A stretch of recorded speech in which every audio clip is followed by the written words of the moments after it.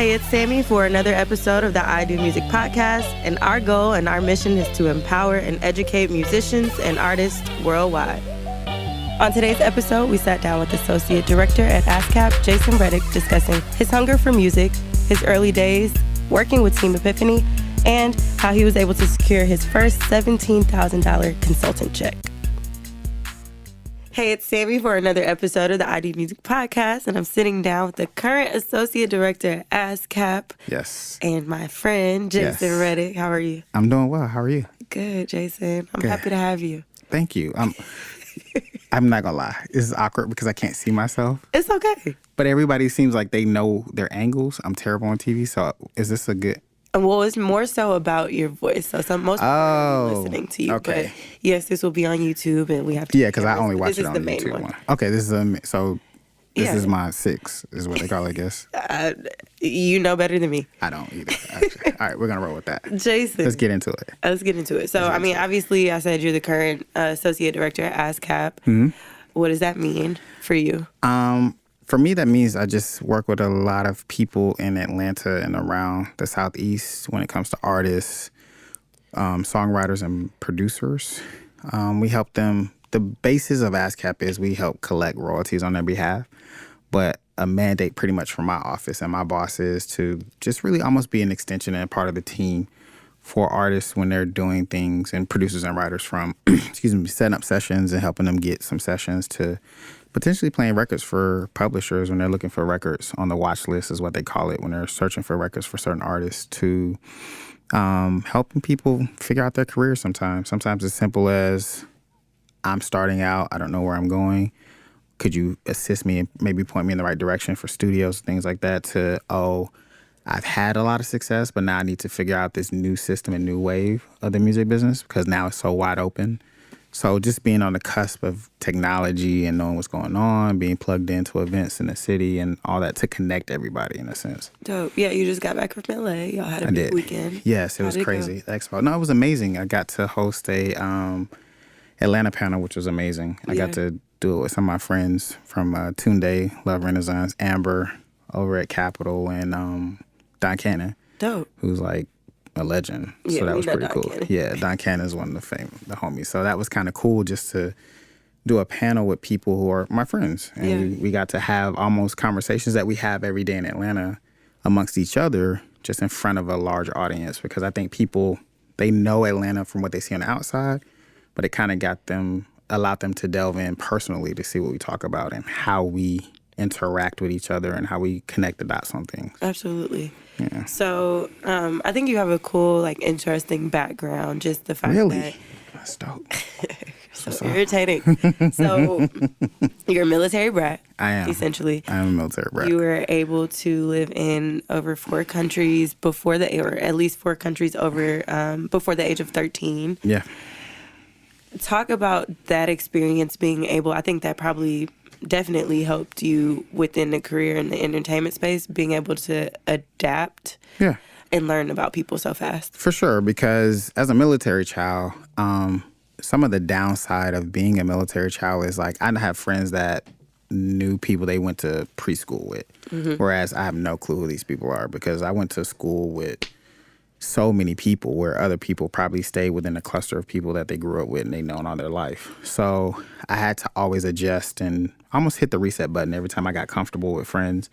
We were moved to a whole different place. And I'm a little older, so there was no cell phone. There was no email. It was literally handwriting letters. Yeah. And at that age, I wasn't doing that. So I didn't get to keep up with a lot of people, but it helped me to adapt and almost have to reinvent myself every time and learn how to be amongst people. So that, I guess that's why it's easy for me to adapt to different situations because every 3 years I was always adapting to a whole new situation. Wow. So it was a whole new set of rules, a whole new set of people, whole new people who influenced everything, who ran everything. I had to handle all of that. So what was your favorite place to live at that time? Italy. Italy. Italy is really nice. Yeah, because they have so many smaller places within, like Capri Island, which is amazing. Rome is amazing. When you look at the architecture, like the Roman Colosseum and the Sistine Chapel, it's a big deal. Yeah. So things like that, seeing that, which was always weird because when I moved back to the States and I would have geography and world studies, I would be in the class kind of bored because I would actually bring pictures to class to show people. Like I've been there. Yeah, so you're not really telling me anything I don't already know, which is probably why I got in trouble a lot because I was just bored. So, but that's what would happen. Like high school was very terrible for me. Really? Because is that when you moved back? No. Yeah, we got back here. Started high school like 14, and I guess it was a culture shock. One, because we ended up moving to Southside Atlanta, College Park. So I went to North Clayton, home of some like heavy hitters. 2 Chainz went there. Yeah. 2 members of Escape went there. Jermaine Dupri went there. Dallas Austin. So it was a lot of people, and it had a rich music culture already. Monica went there actually, and that was a shock because when I came back, I hadn't been to school with that many black people at one time. I think it went from me going to a school that was like 95% white to like 100% black. Like if it wasn't the teachers, everybody else. If it wasn't for the teachers, everybody, there was no white people there at all. So that was kind of like a culture shock. But I can say honestly, the things I learned at North Clayton carries over today on how I operate and how I move and how I am with people and just understanding the culture and everything is connected. Like that school really taught me a lot. Yeah.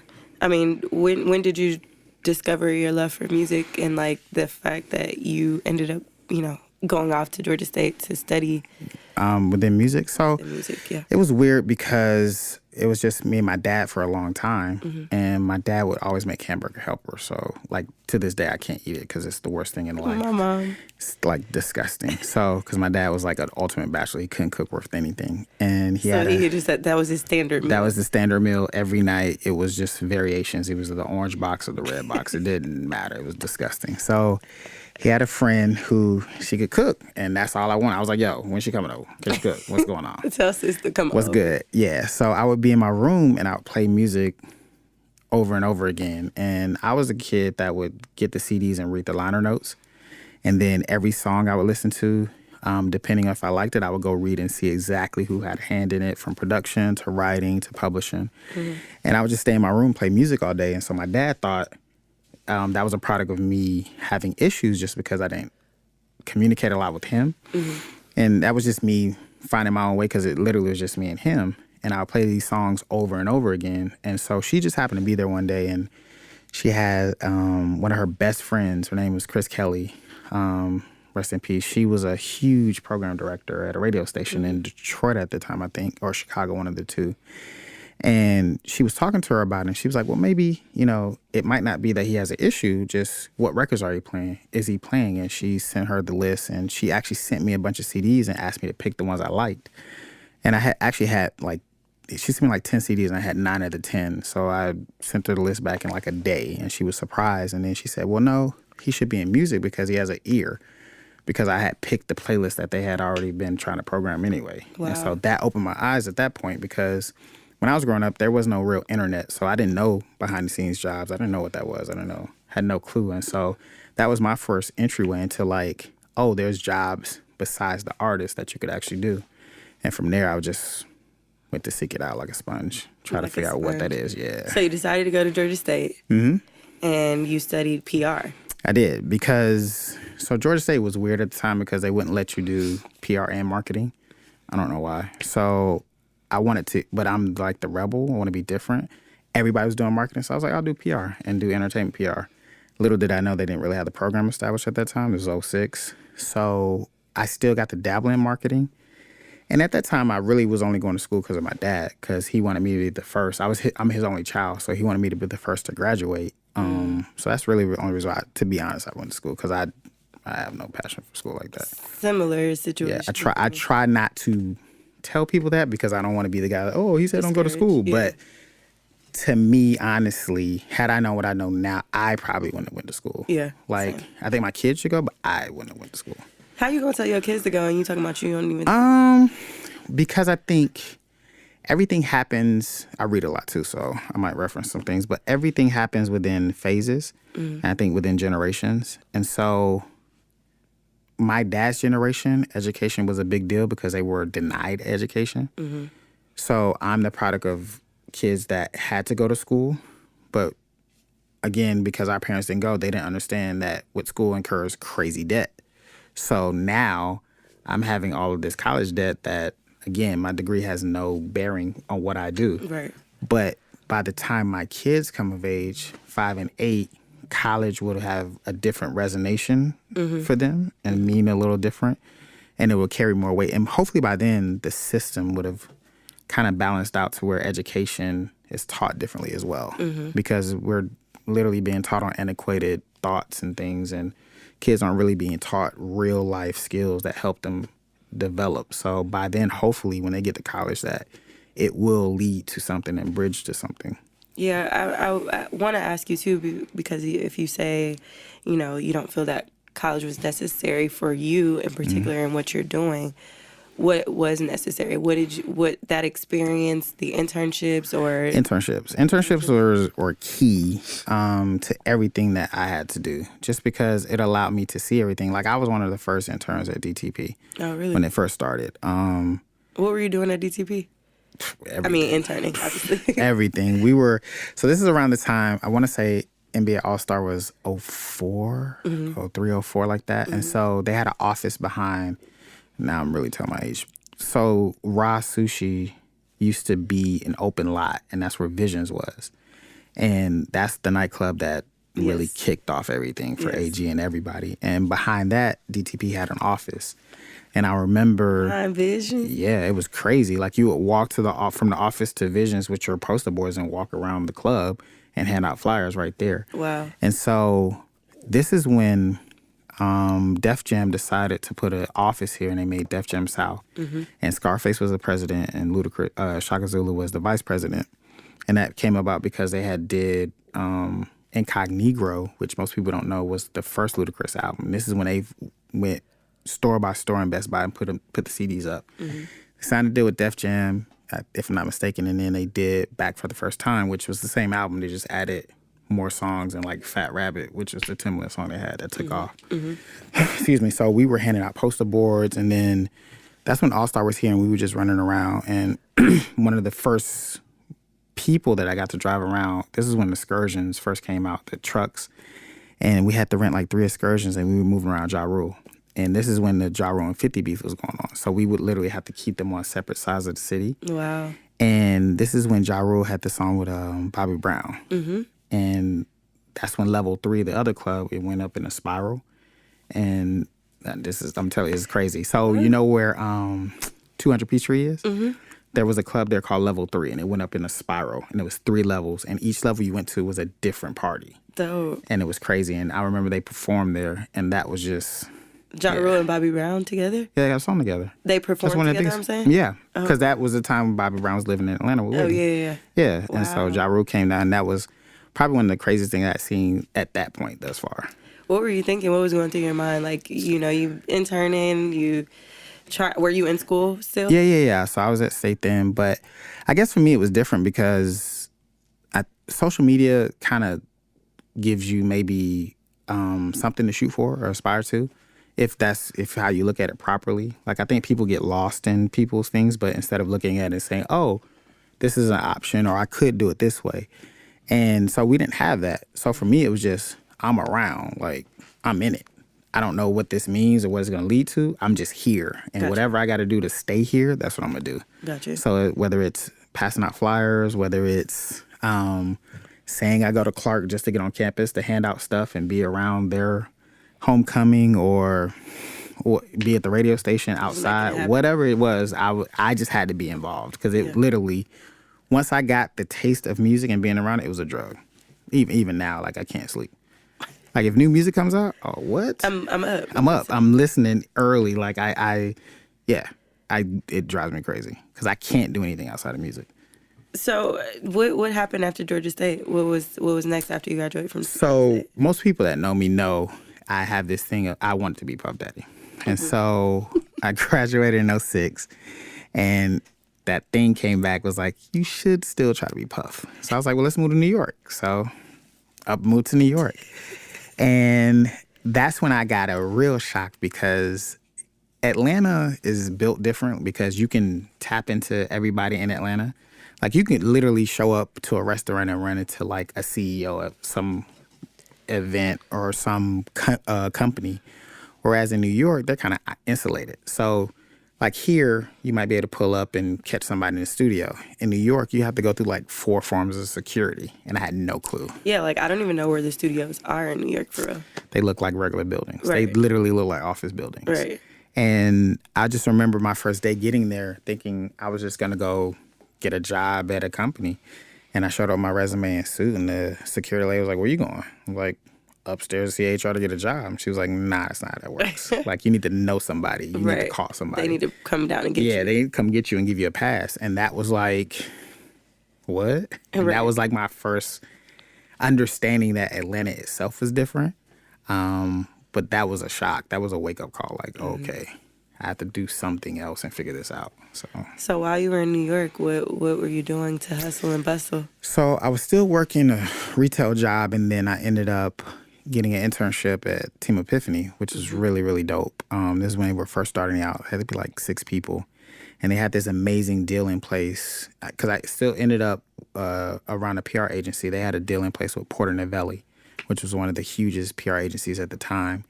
And they needed more of an urban push. And so they partnered with Team Epiphany. And I think within the deal, it was like they would cover overhead and Team Epiphany would provide ideation for the urban side of things. Mm-hmm. And so some of the things we got to work on was Sundance with Timbaland, which was Timbaland, the actual boot company, which was amazing. Wow. Build out. At the time, this is when one of those video games, I can't think of it. So one of the things we would do with video games was seeding. This is when seeding was first starting out. And so we ended up doing a thing where it was a coffin, seeding the product. And we ended up doing a coffin. I can't remember I think it was either Call of Duty or Medal of Honor or something. So we had this big metal box, like the actual size that soldiers were shipped back in. Oh, and wow. So we had a box. We put a game system in it, an actual mummy, a dummy in it with a suit and a replica machine gun, and we seeded it to Snoop Dogg and everybody that was a star at that time. And so we were doing things like that, coming up with cool concepts and ideas on how to seed product that were just not just handing somebody the game, but actually building it out and giving them something memorable. Because at this time, this is when Twitter was just starting, and hell, Instagram wasn't even around then. It was crazy. It was just Twitter. And so it was all about getting tweets and retweets. And so we would do stuff like that to really garner that. And so after that, I did that for like a year, working on some of those campaigns. And then from there, I went to Fader. And this goes back to like my internships from DTP and just learning, just do whatever you got to do. So I ended up being an accounts receivable just to get in the building. Now, the reason why it's terrible is because I'm terrible with math. So I'm working in the accounting department. How did you get the job if you were terrible? So at the time, Fader had this program called the Farm Team. Mm-hmm. And it's like field activation, research, marketing or something. And they had them throughout the country. Mm-hmm. And I was the lead farm rep here in Atlanta, me and Chaos, Senior Chaos. And you just got him recently. I saw that. That's the homie. So, and I remember Chaos was the man. Chaos had he had ended up getting a free Toyota. Like, it was crazy. What? Like, I don't know if he told this. I haven't watched this video. It was crazy. But I remember him riding around, and Toyota had this specialty car, and he had this for a year. And he was giving out video games and shit like it was crazy. So from the farm team, I had already knew most of the people in the New York office. And so when this account position came open, they was like, hey, we just need somebody in there. I was like, bet. So for me, I took it as a way to learn how businesses ran and how they're actually paying their expenses and things like that. Like, that was my crash course. Like, for me, I wish I would have known to do that earlier, because that would have been my school. Instead of really going to school and just doing the book part of it, actually being hands-on. So now I understand accounts payable, accounts receivable, things like that, how a business actually works and how these people are sustaining these businesses. Right. And I learned that. I was like my first hand crash course and all that. Wow. So, working at Fader, so rewind a little bit. Mm-hmm. From DTP to moving to New York, was the goal at that point still to land something within the marketing and music space? No, the plan was to always be an A&R. A&R. So I always wanted to be an A&R just because I felt like I would hear music and be like, man, why didn't they do this with the music? Or like when I thought about all the albums I thought were amazing and what made them amazing, I would always compare those to albums. I felt like this could have been better if they did this with the album. Why didn't they put a interlude here?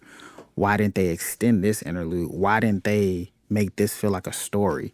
And I feel like that's what's missing. That was missing at the time, and even more so now. That's what's really missing. It's like a good story in an album. For some reason, people, and I guess it correlates to people not reading for real anyway. So people don't read, so they don't think building a story out on an album as well is the same thing. It's just an audio book in a sense.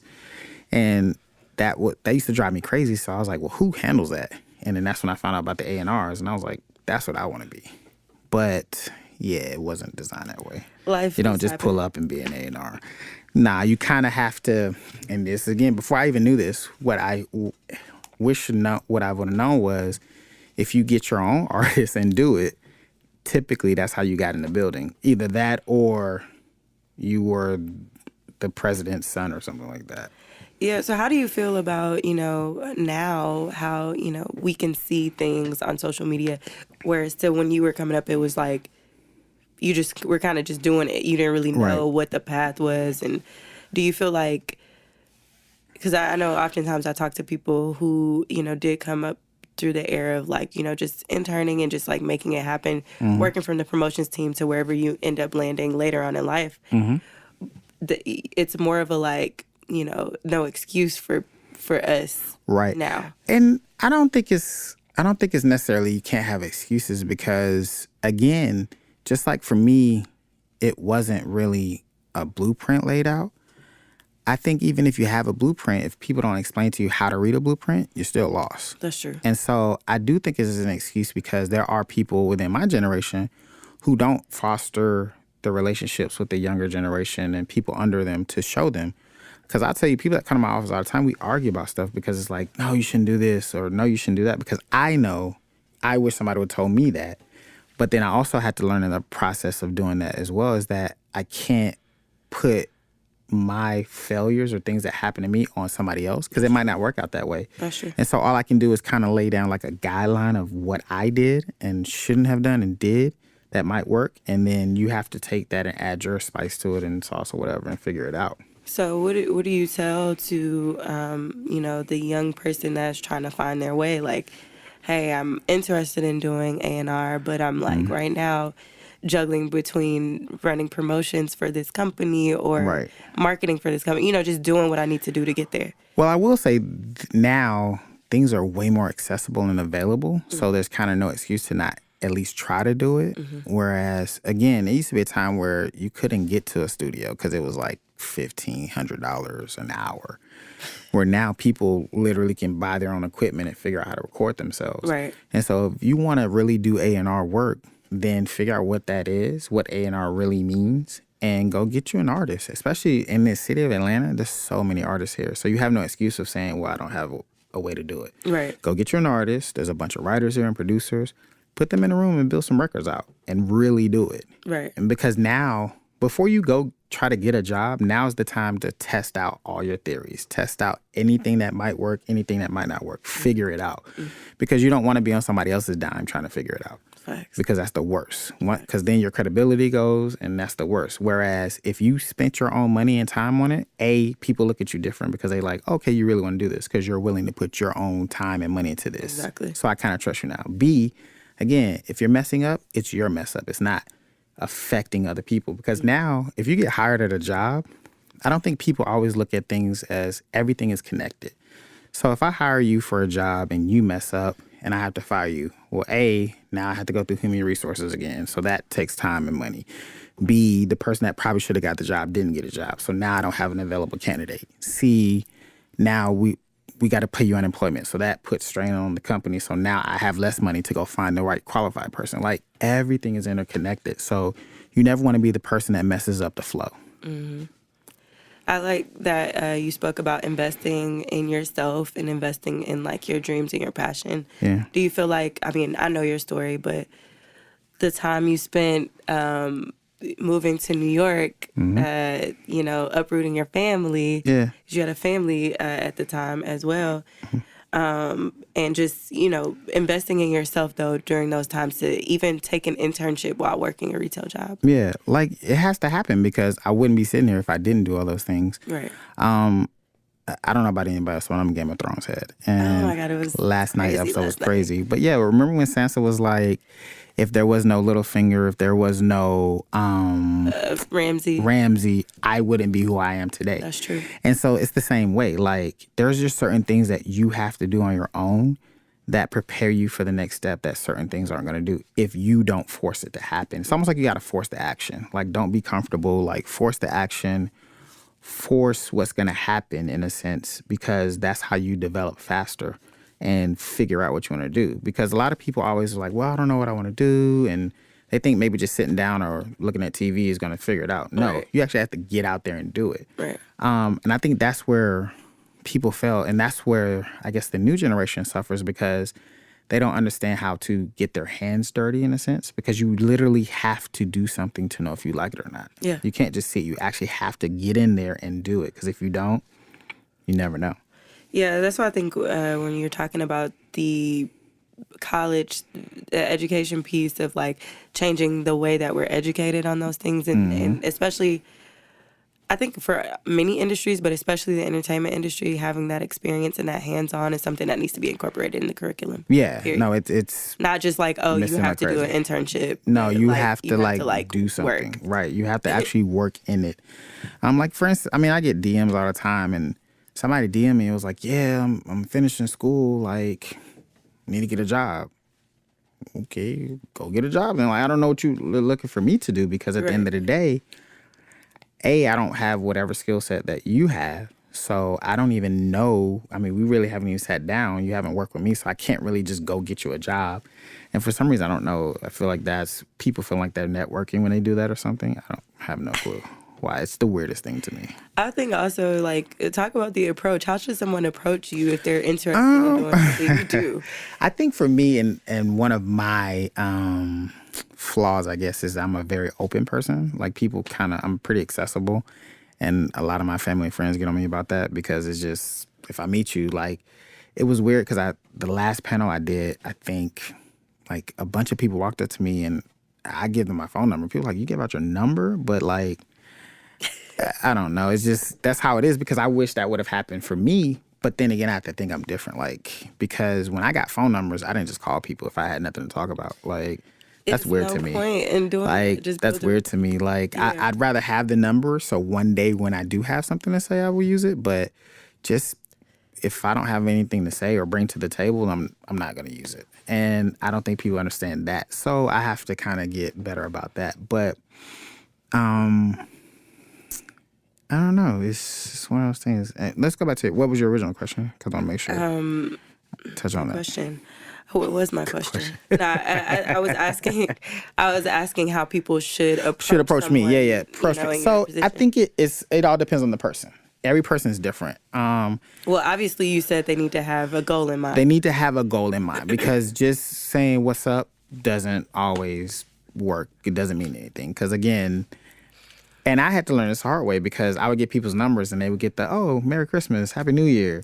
And that sounds good, but that doesn't really mean anything, because after a while, especially now in this day and age, that's generic. Like, everybody gets those texts. So, and most of the times the people being in it now, they're so busy, they don't even want to talk around those times. So sending them a text like Merry Christmas is like, okay, that's cool, thanks. But, it's more important if you were to see them on the gram, and birthday texts go a long way, or congratulations on a new promotion. That goes a long way. Yeah, for sure. But, just how's your day? Oh, it's great. I mean, I don't really know you, so I can't really tell you. Like, I'm not going to tell you somebody died in my family. Like, I don't know. But, again, it depends on the person. Like, there's some people where, to be honest, your best way to get me is text. If you call me, that's probably not going to happen. There's only, they need to bring back that circle of 5, like, friends, like, that's all who should be able to call me, because I don't answer the phone. If it's not my kids or family, I don't answer the phone. That's true. I mean, you answer for me, so that's cool. Your family is different. You gotta be family. Honored. Like I said, your family. Well, let's go back into, you actually leaving New York and opening up your own branding and music agency. Because, I feel like when I met you, Jason, you were at Hot. Yeah. You were a promotions director at Hot 107.9, which is a radio station here in Atlanta, where I actually work at now. It's full circle. So interesting. But I met you there, but you were also doing like managing, in between managing an artist, I want to say. At that time, that was, at that time, that was an artist. Yeah. You were managing and you were doing promotions, but I didn't know about you opening your brand and music agency in between. So creative period. Tell us what that is. So when I moved back to Atlanta, I was like, okay, I have to capitalize on all the things I learned in New York. Because especially when you're in a different city, especially like a New York, everything is faster. And you learn so much in such a short amount of time. So I didn't want to come back here and kind of fall back into my old ways of just doing regular stuff and not trying to really be in this and because I feel like in order to influence the culture, you have to be in it, but you have to contribute to it. And whatever you contribute to it should influence the culture. That's really the influence to me. Like when people say they're influencers, I'm like, well, what are you contributing to the culture? And so for me, I knew in order for me to contribute to the culture, even though it was the furthest thing away from what I wanted to do, which was be smack dab in the middle of the music business, I knew my skill sets would at least open the doors for me to contribute. And so I was like, well, how can I do that? I had already seen a marketing company start, because like I said, I was there in the beginning of Team Epiphany and saw them really build that out and how they partnered and got the funding for things. And then I had worked in the accounts receivable department at Fader. So I was like, I kind of know how a business is somewhat run in structure sense. Like, again, you don't know anything until you do it. Right. But at least I had the foundation of understanding of how to do it. Right. And so I was like, well, let me start my own agency. And originally I partnered with Alden Jackson. Wow. We had Dean Brand Marketing. And our first client at that time was, who do we do? I can't remember. Oh, it was Hot 107.9. It was Birthday Bash. Oh, yeah. We had brought in Pepsi or Reebok or something. We got Pepsi, Foot Locker, and Puma as that became my clients when I just did my own thing as creative period. So me and him were partnering. We did Dean Brand Marketing. And then he was trying to figure out if he was getting back into the music space because he had managed, him and PK, Paris Kirk, they had managed an artist named Small World, which was really cool. And so he was trying to figure out if he was getting back into the music side of things. And I was like, well, I know this branding thing is going to open the doors I need to open because right now, again, timing is everything too. So I knew timing wasn't right for me to get to where I wanted to get in the music side. So I knew if I could do the branding and do it myself, then I could open up some doors I needed to open. And so my very first client was Pepsi. Shout out to Malika Dardell. She's like my mentor, big sis, and she was over cultural marketing there. And I just remember her asking me like, all right, well, if you want to create your own agency, I need you to run this sampling program for me. How much money you want? Being my sister and the type of person I am, I'm like, oh yeah, just give me $200. She's like, no, for real though. Like, how much money do you want? I was like, $500? She was like, go sit down, think about it. How much would it cost for you to hire 2 people, do a sampling program for this amount of hours? Like, she broke all these things down, and I just threw a number out there after a couple of days, and I was like, $17,000. She was like, okay, cool. And I was like, oh, okay. Great. And then she was like, wait, how long would it take you to double it and do it for 6 months? It's like, I guess double the price? Cool. So she wrote me 2 checks, literally, right there. It was one to cash immediately and one was post-dated. And I remember hiring like 2 people to run this sampling program for me. And it was weird because... And what's a sampling program? So a sampling program is where, like, for instance, Essentia, the water, they'll come to somebody and say, well, we need you to hand out samples and we need you to target high density areas where people, frequent that are influencers that we consider target market. So you might do an influencer program at a college where you go and you hand out, like when you see the Red Bull people ride around in the trucks, that's like an extended version of sampling, but then they have smaller companies that run those things. Gotcha. And so I had to do it for Pepsi when they had this, they were doing this energy water. I can't think of the name of it, but I was doing it for the clubs because what they wanted it was the people to drink this before they went to the club because supposedly it had like natural juices, so it would take longer to get hungover. So they wanted people to drink this originally. So that was the plan for sampling. It was really crazy. That's interesting. Very interesting. So because of my connections from the clubs, because I actually started sneaking in the clubs and promoting parties at 17. And so I had all these connections of that. Had no choice. So I had all these connections. So originally they wanted everybody, and this was like a cross-country thing. It was like 10 people across the country that was doing this. They wanted people to kind of go and see if people would walk into the club or drink it before they went into the club, which was weird because this thing was huge. And I was like, nobody's drinking all that before they get to the club. But because of my relationships, they let me in the club, and I was handing them out in the club. And then when I sent my report, they were like, wow, why don't we do it this way? And then they had trouble doing it at the other places because it wasn't the same relationships. But I actually got to do that campaign for like a good year and a half because it was working for them. And of course, this being a Coke market, that was for them sneaking in Pepsi products throughout. So I was in different clubs just, thank God for my friends because I was handing this stuff out everywhere. That's crazy. And it was crazy. No, it was amazing. That was fun time. That was my first client. Then right into that, my brother Frank Cooker hit me. Frank Cook, he used to be at Wish. Everybody knows him now as the guy that was at Jordan for a while. But he hit me. He was like, yo, Puma's looking for this ambassador, and you're the only person I know that intersects between music and advertising and branding. So you should go out for it. And I remember speaking to Heather White at the time. She had just got over there, and Puma was just trying to figure out their lifestyle side of things because they were trying to catch up in a sense because they were so far behind everybody. And there was a new program, and I think they had somebody before that, but it didn't work out. And so I remember her flying in, and we talked, and she was like, yeah, let's do it. So they hired me to consult on that. And one of my first things that I got to do was Paper Frank. He had just came off of one of that first art show he did, which is in the middle of nowhere. It was crazy. And so then I got the money. I put up the money to do his last show after that. And I was able to get him like a good check. And we put together a show, an art show, and it was sponsored by Puma. And this was like at the forefront before they started doing real collabs. And that was my envision for him, was to be like the first collab artist for them. Yeah. You know, things work out differently sometimes with artists. But that was where I envisioned it going. And that was one of the first things I actually pitched to them. And to see it now and where it is kind of amazing. That's dope. But yeah, that's what's up. How do you feel? It's to know that you were like pioneering these sorts of things. I don't care because for me, I don't do it for like the attention.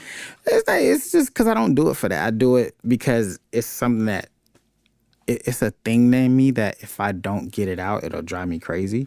So really, I'm doing this so I can be at peace almost. Just not even just drive. Yeah, it's a thing that if I don't do it, it's gonna annoy me. So if I that's why I do. I don't do it for the I don't accolades care about stuff. it. Yeah, I feel you. Oh no, if I was money driven, I'd be rich, super rich. If I was money driven, oh yeah, there's plays I turned out because that doesn't move me, and if I can't be all the way authentic in it, I can't do it because I know it won't come out right, and I've never been driven by that. Like, I've been driven by this thing that it's certain things I just have to do or I can't sleep. I mean, I respect that. Yeah. I respect that. And we need more good people like that, who are not necessarily money driven. But it'll come. That's another conversation. Yeah. For another day. So have you actually met Diddy? Have I met Diddy? So, interesting story. Because I'm like, you walking around like I'm the next Puff. I'm not the next Puff, not anymore. I wanted it at the time. That's what drove me. That's actually what got me to this place. I will say that. But, and it's not the dancing Puff. It was like Hitman Puff who did all the app. No, not the rapping Puff, like the A&R Puff. Like, like that was at business Puff. Yeah, that was at Uptown, standing on the tables with a shirt open, like that Puff that did Jodeci and Mary J. Blige and Biggie. That Puff, that's the one I wanted to be. And so, interesting story. I've come in close proximity to Puff. I've never sat down and met him one-on-one. But that proximity is kind of what even got me back on the right track, because at one point when I moved back here, I got so encompassed and acclimated in the work in retail, and I was doing it so well that I kind of lost the focus, and I was the furthest away from music than I ever been. And at that point, I was low-key depressed because I would be at the retail store literally looking outside like a puppy, like, man, there's got to be more outside. And I'm standing at the window just staring out, daydreaming. And I remember Jermaine Dupri had the 20th anniversary of So So Def, and he did it at the Fox Theater. And that's when he had Jay-Z come. And Jay-Z opened up, or he closed the show with Money Ain't a Thing. And then we ended up at Rain nightclub. And this is when it was Timbaland, Puff, Jay-Z, Jermaine Dupri, Shaka Zulu was there. Like, everybody was standing around. It was crazy. It was crazy. And I was in close proximity because I had it in with Timbaland and I was hanging out with him. And just being in that energy was crazy. And then the very next day, I remember going to work and this lady hands me her phone and says it doesn't work. And I'm looking at it, trying to figure out why it's not working. I say, oh, it has water damage. She's like, really? I was like, yeah. She's like, oh, well, I had dropped it in the toilet. I thought, I had saved it in time. And I was like, oh, wow, this came out of your toilet. You have it in my hand? Oh, okay.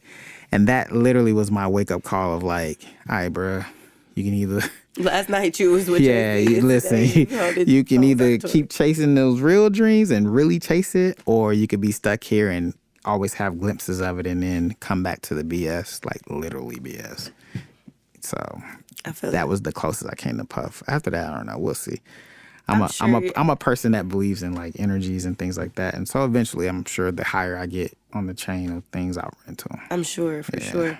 So, do you have any book recommendations? Because you said you read a lot. I read crazy. What's a good book for somebody that's like, especially in this space, maybe? I don't even, you know what it is? What do you read? Think I read books that are tied to the industry. It's just a lot of self-help awareness books. Think and Grow Rich by Napoleon Hill is like, man, that, The Alchemist. I just got through reading The Laws of Human Nature, which was very interesting. Really? Very good. Yeah, it's very good.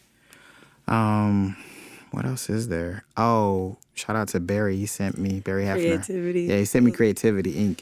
And I'm terrible at audiobooks, but now I'm getting back into this. I'm getting older, so I got a workout thing. And so I actually did it while I was working out. Getting older, I have to work out. Yeah, I have to work out. I didn't have to do that before. I was an athlete, so I didn't care about all that. But now that I work out, I listen to it. This is my first time ever really listening to an audiobook properly because I would always fall asleep. And it actually worked. And that book is... Now I'm going to go buy the because I like physical copies, so I'm going to go buy the physical copy because that book is crazy. Okay, I got to read it. Amazing. So yeah, we were actually at a panel before for when I had to get that. Yeah, I had to get that from him. And so Barry was giving out books. Yes, he was giving out books. It was amazing. So I appreciate that one. He sent me that one. That's a good one. I don't want to miss one because there's so many that are like that have almost been life changing when I read them. Those are top ones, I think. Yeah, those are actually great recommendations. I haven't read all of them myself, so I need to do that. My last question, because you're a father. Is it the last question? Yeah, because it's so much fun. I know, so much fun, right? Hey, I want to give y'all more material to chop up, more content. You need more content? All right. There's plenty, and there's always room for part 2. Oh, okay, cool. But is it? Yeah. Why not? Can I say you're not even gonna be here? You gotta edit that out. I'm sorry. Family balance, because you're a dad, you're a partner. What does that look like for you in this? I mean, even from like the earlier years, I'm curious as to how you made that work and how she had been so supportive. Like, I learned the story, through the last panel we sat on together. But yeah.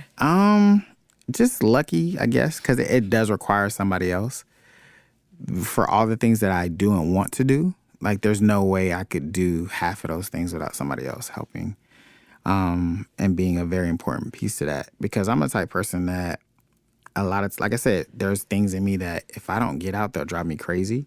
And I'll get tunnel vision focused on that, and I'll forget. And I'm terrible with details, so I forget dates and things like that. And it was low-key annoying to me. So... like, having to stick to dates drives me crazy, but doing them. And one of the reasons why I do work hard, and it's not really about the money, it's about the freedom and accessibility to do what I want. Because when it comes to, like, going to my kids' basketball games and going to, like, different school functions and things like that, I want to have the freedom to be able to do that. Or if they're out for the summer and, hell, I just want to go catch a movie at 12 o'clock with them, like... I can do that. And so that's where the balance comes, is finding it, how it works for me. And each person, I think, has to find their own way. So there's just certain things that are, for me, like non-negotiables. Like, I can't really, and even now in the routine that I'm in, I pretty much drop my kids off every morning to school. Like, that's just a thing. Like, they see me every morning in a sense. Or if I go out of town for a lot of days, they're going to get a FaceTime call and check in at least once or twice. Right. Easily. And they know how to reach me, I know how to reach them, and I always know what's going on with them. Like, it's just a thing. Like, even if I hadn't seen them in days, I know what's going on with them, and at least they've heard from me or know that I'm still alive and okay. Yeah. So there's just certain things that you have to put in place that are non-negotiable, because with like the job and things that go along with it, I can always get another job, or I can always figure it out. But moments missing with them, like, they're not going to be 8 again. They're not going to be 5 again. Like, there's just certain things that they're not going to do again. And they're not going to relive those things. So I have to catch them now, because if I don't, I'm going to miss it. Yeah. Where everything else, at this point now, is figure-outable, and I'll figure it out. Yeah. All the other stuff figure-outable, I think that's the word. So I'll figure it out eventually. Whereas with them, there's just certain things just not negotiable that I can't miss. Or it's just, it wouldn't feel right. I feel you. So, I mean, you've done so many amazing things, creatively, you know, being able to go from, you know, this company to the next company and, like, really evolve as a person in your career. What's your, like, last words of advice to someone who is just navigating, like, really figuring out their path? And it doesn't have to be within entertainment, but just in general. I just think in general, just do. I think what happens is the worst thing in life is fear. And it's not like I think people think of, oh, if I lose my house, well, that's tied to fear. If I lose my job, that's tied to fear. If somebody dies, that's tied to fear.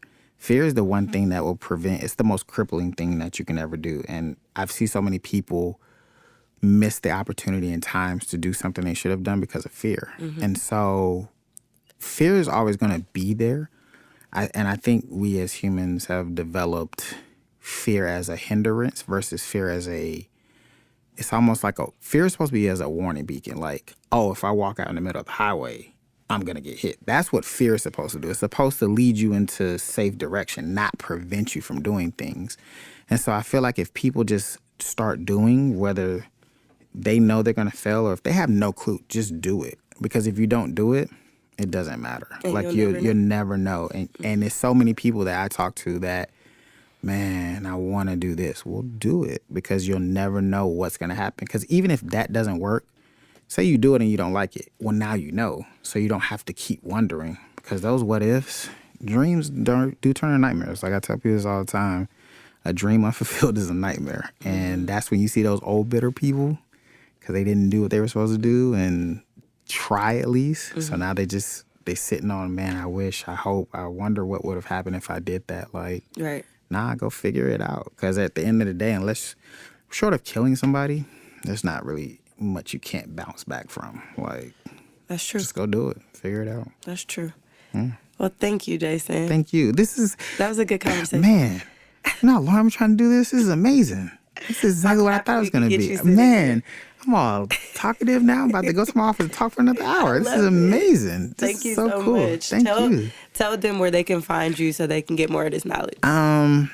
On my IG, I'm trying to do better about dropping more knowledge, but then I don't want to be preachy and be those people. And they be like, oh, this guy. Somebody might need that, Jason. I think, and that's what I think about. But then I'm like one of the most flawed people. So I don't want people to be like, bruh, you told me to do this and you ain't even doing it. Well, you're right, I'm not, because I'm flawed. And I don't even take my own damn advice. But you can follow me at Jason Reddick, REDDICK _. So Jason Reddick _ and that's Twitter. And I'm trying to get better on Twitter and IG. Yeah, I'm there. And somebody else has the name Jason Reddick? It's weird. Yeah, I had to do an _ It was dumb because my first one, this is when I was like cool. It was called Creative Droid. Because for some reason, I'm a Pharrell fan as well. Yeah. And so I wanted something like androids. Like, oh, what would be cool? Like Neptune's Return. So my version of that was droids. And didn't work out well. So I had to go to my name. Yeah. Things became so much better when I just went with my name. Like, because I'm not an artist. So me having an alter ego doesn't matter to anybody. Everybody's like, who was that? Droids. This is dumb. Like the other day, I was on my SoundCloud. I hadn't even looked at it forever, and it was Jay Joyce. What the fuck is that, man? Like, that's dumb. So, yeah, Jason Reddick. Like, life got better once I started using my real name. Evolution. Oh, it's amazing. No, it's learning. I love it. I'm Yes, here gotta for learn every day. more success. Yes, thank you. So, and mind you, now you told me to start being a little more preachy on my IG now. So Yeah, I'm the one who did it. Everybody. thanks, so. because mind you, now the last time I did a long post, my friend texted me like, "What do I do with this? I'm supposed to read this." Like all my friends text me, "What I'm supposed to read all this?" For your friends. And it's like, somebody else. "Am I supposed to read all this, bro? Like this is a whole novel. I already know you. I know this already." I'm like, "Well, it wasn't for you." But now I'm self-conscious, fear. See? No. Now I'm afraid they're gonna talk about me. Nope. All right, I'll put it out there then. It's not about your friends. It's about the person that's probably watching this podcast. So this is content for you to post on your Instagram and your Twitter. So well, I'm gonna definitely do that because there are some things I wanted to expand on. I'm gonna put them in the little section. Yes, please. I'm gonna have my own part too. Okay, I'm here for it. I'll be following. Then we're with it. As always, you guys, thank you for tuning in. Thanks, Jason, for sitting down. Thank you. You guys can find this podcast at IDM Podcast on all social media, as well as myself at Sammy Approved on social media. Thank you. Perfect. Sonically superior.